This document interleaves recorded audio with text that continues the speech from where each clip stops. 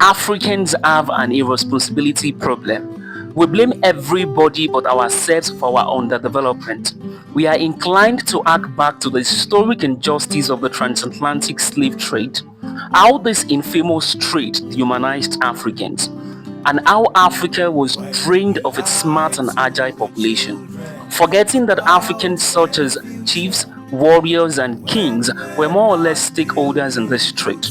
Let us concede that slavery, as practiced in Africa, was a bit benign and not as horrific as the slavery practiced in the Americas on slave plantations. Let us also concede that Africans, chiefs, warriors, and kings, for the most part, were not aware of the dehumanization African slaves endured and suffered on these slave plantations in the Americas. But what about slave castles such as Elmina and Oyuda, where African slaves were stripped of their humanities before the arrival of slave ships to ferry them to the Americas?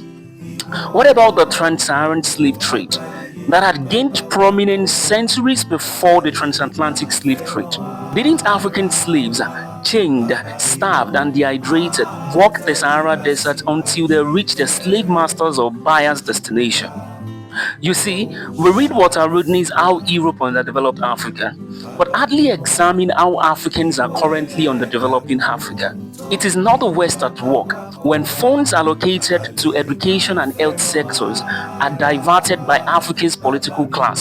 It is neither the West at work when an African leader, old and senile, refuses to vacate the seats of power in spite of their low performance. You see, please do me a favor. Keep watching Just-Afrolens. Thank you.